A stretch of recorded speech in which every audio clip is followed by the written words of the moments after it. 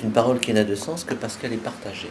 C'est pas une parole que j'aimais et qui fait que dans toute situation elle pourrait être entendue de façon comme une parole qui se déverserait systématiquement.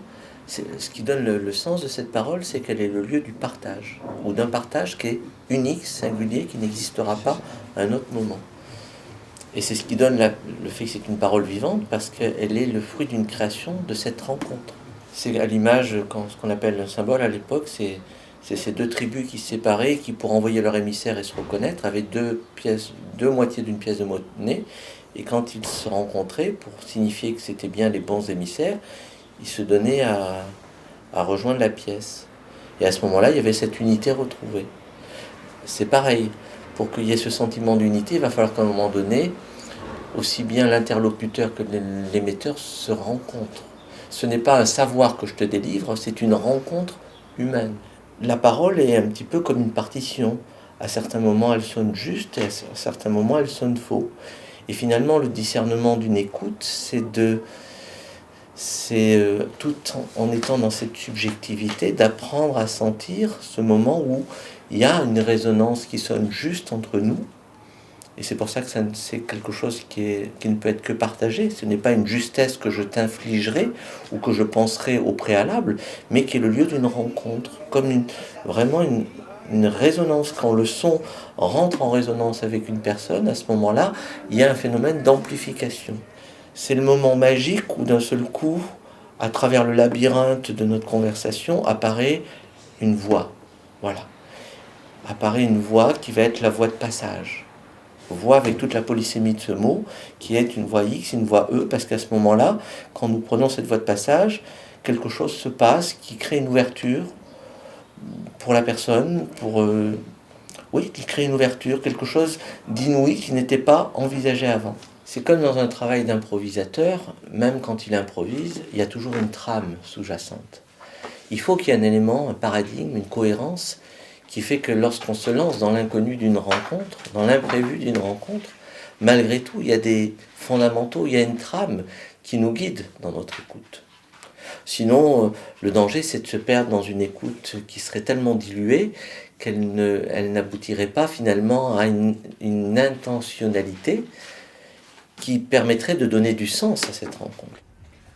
Au cours d'une séance, ce que moi j'ai en arrière-plan, c'est un peu la trame qu'il y a dans tous les contes, qui est un petit peu l'équivalent des mythologies sur un plan laïque. Dans les contes, il y a trois grandes fonctions. La première fonction, c'est la fonction royale, et le roi, c'est celui qui est en charge de son royaume, qui va devoir en prendre soin, et c'est lui qui va, à un moment donné, devoir prendre conscience du déséquilibre du royaume. Il n'y a plus de gibier, le royaume se meurt, il n'y a plus à manger, on a volé l'eau de la vie, la princesse. Il va énoncer le déséquilibre du royaume. Et ça, c'est la première chose qu'il y a à faire systématiquement dans chaque séance, mettre à jour quel est le déséquilibre du royaume. La fonction royale, c'est notre fonction d'intelligence et de discernement, et c'est ça que nous sommes allés chercher ensemble. Prendre conscience derrière les déséquilibres de ton royaume, quel était le déséquilibre majeur qui occasionne par voie secondaire ces déséquilibres. Fonction d'intelligence, de discernement, fonction royale. Lorsque cette fonction royale commence à être énoncée, on nous montre dans les contes qu'il y a la fonction du héros, et elle est toujours double, la fonction du héros.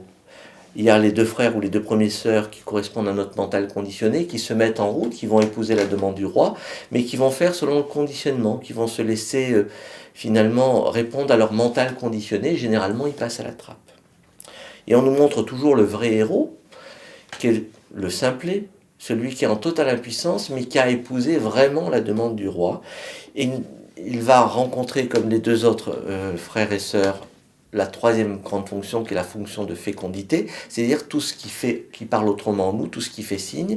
Simplement, lui va accepter d'y accéder sans interpréter. Et c'est parce qu'il accepte ces propositions de la fécondité, qui vient sous la forme d'un crapaud, d'une grenouille, c'est-à-dire ces éléments insignifiants, qu'il va commencer à dessiner une route, un chemin qui va aller vers la libération du royaume. Tant que je ne m'ouvre pas à cette réceptivité, d'écouter ce qui fait signe en moi, sans l'interpréter comme les deux premiers frères ou les deux premières sœurs, c'est-à-dire en fonction du mental conditionné, je ne peux pas m'ouvrir à ce chemin qui va m'amener justement à me libérer. Il va falloir entendre ce que tu as tout le temps refusé d'entendre jusqu'à aujourd'hui et qui va toujours parler sur un mode très ténu, insignifiant ou quelque chose qui va même te heurter à un moment donné. Mais si tu acceptes de ne pas l'interpréter, alors va se dessiner une route. Tu as accepté cette proposition de te mettre en chemin. Au cours des séances, l'enjeu, ça va être de déployer pleinement cette fonction du héros en soi, qui accepte de cheminer sans savoir, mais en déployant cette réceptivité de plus en plus grande à tout ce qui va faire sens et faire signe en lui. J'essaye toujours d'entendre, à travers l'écoute active, quel est le déséquilibre du royaume. Mais tant qu'on ne perçoit pas ce déséquilibre, il n'y a pas d'appel, il n'y a pas de... on ne peut pas poser un diagnostic si on n'entend pas quel est le déséquilibre du royaume. Donc il y aura toujours un élément où il faudra aller chercher ce déséquilibre. Ça a été notre réponse aujourd'hui. Et le simple fait de prendre conscience du déséquilibre du royaume est déjà en soi ce qui va permettre d'appeler la deuxième fonction, qui est la fonction du héros. Et tu as très bien senti qu'à ce moment-là, une envie commence à naître, une envie de se mettre en mouvement. C'est ça notre fonction du héros. Mais après, ça sera de discerner dans cette fonction du héros, si c'est les deux premiers frères ou sœurs, notre mental conditionné, qui est toujours dans une interprétation qui les piège, ou d'arriver à déployer cette qualité de réceptivité, et on verra ce que ça veut dire concrètement, pour se mettre en route et entendre la troisième des grandes fonctions, qui est la fonction de fécondité, qu'on appelle comme ça dans les contes, mais finalement qui est qui est notre lien au divin, c'est-à-dire ce qui parle autrement en nous, mais qui va nous demander finalement de sortir de tous nos a priori. Cette réceptivité a pour corollaire d'être vulnérable. Parce que je dois accepter de ne plus rien savoir. C'est la perte de mon savoir. C'est la perte de ses repères, c'est cette traversée du désert. Et c'est parce que j'accepte de retraverser ce vide que je vais pouvoir m'ouvrir à une autre écoute. C'est-à-dire que pour pouvoir accéder à cette fécondité, à cette alliance avec ce qui parle autrement en moi, il va falloir que j'en accepte le prix de la vulnérabilité. Notre imaginaire, en fait, c'est que je construis sans arrêt de la réalité. Nous avons tous des visions du monde, et j'ai pu m'identifier à une vision du monde. Lorsque cette vision est suffisamment positive, je peux avoir envie d'y rester, et je peux être prisonnier d'une image dorée de ma vie. Généralement, quand l'image commence à devenir néfaste pour moi, j'ai envie de m'en échapper, j'ai envie de changer de réalité. Et souvent, je vais voir un thérapeute et puis je fais l'expérience d'un changement de point de vue. J'ai changé d'image. Mais au bout d'un certain laps de temps, je m'aperçois que je retombe dans la même problématique parce que je n'ai pas changé fondamentalement mon paradigme. J'étais toujours dans un mécanisme de projection. Je me suis projeté autrement, mais je suis toujours en train de me projeter. Ouais. À un moment donné, je prends conscience du processus de projection. Et je prends conscience que ma liberté d'être, c'est finalement de voir ces constructions permanentes auxquelles je ne peux pas échapper, ces constructions d'imaginaire. Mais lorsque j'accepte de les voir pour ce qu'elles sont, de simples constructions, alors je commence à sentir le mouvement entre elles. Ça, c'est la vraie émotion qu'on évoquait tout à l'heure. Le danger, c'est quand je commence à m'identifier à une vision. Qu'elle soit bonne ou négative, ça reste de l'ordre d'une fascination. L'enjeu va être à un moment donné de réaliser que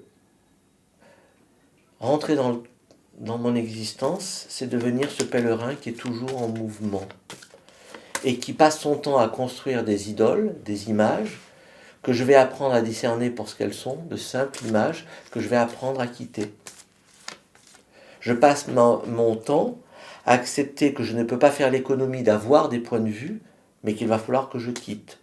Il me faut avoir le point de vue de moi en tant qu'enfant, et après il va falloir que j'ai le point de vue de moi en tant qu'adulte, en tant qu'adolescent, puis en tant qu'adulte, puis en tant que personne sage. Et lorsque je fige une image de moi, pour telle raison qu'elle se fige, alors je ne vis plus ce processus permanent de transformation, de changement de forme ou de maturité, et je commençais à m'identifier à une chose. Et c'est là où le point de vue commence à devenir pervers, parce qu'il ne me permet plus d'évoluer. Ce que nous faisons dans un chemin thérapeutique, c'est aller démasquer ces endroits où le point de vue s'est fixé, où mon imaginaire s'est fixé. et lui redonner du mouvement, lui redonner une capacité de transformation. Tous ces supports ne sont que prétextes à favoriser les conditions d'une défocalisation, d'un décentrage qui va permettre de sortir de cette condensation de notre ego, de cet enfermement du mental, pour s'ouvrir, pour être dans un élargissement de la conscience. Notre vraie liberté va consister finalement à être. Et être, c'est tellement pas la personnalité que c'est au contraire, comme le dit la tradition biblique, c'est va vers toi-même. Quand elle propose d'aller vers soi-même, elle ne propose pas d'être une personnalité, elle nous propose d'être. Et pour pouvoir être, il va falloir finalement renoncer à être tout. Il va falloir finalement réaliser que être, c'est s'inscrire dans une destinée qui n'est que la nôtre. Et que la tragédie, finalement, c'est de se perdre dans des destinées qui ne sont pas les nôtres. Et que de pouvoir répondre à sa destinée, qui semble être une perte de liberté, finalement, c'est la plus grande liberté, parce que c'est l'endroit où je vais le plus vers moi-même. Alors que la personnalité est le lieu où je m'écarte de moi-même. La névrose, ou le péché, comme on l'énonce dans la tradition chrétienne, c'est le fait de faire un faux pas, d'être sorti de cet axe de ma destinée. Et finalement, redevenir ou retourne vers toi-même, va vers toi-même, c'est reprendre le chemin de sa destinée qui m'engage finalement à renoncer à tout ce qui n'est pas moi. La liberté, finalement, c'est de n'être que soi et de renoncer à tout ce qui n'est pas soi. Et c'est le contraire de ce que veut la personnalité, qui veut être tout et qui n'est jamais elle-même.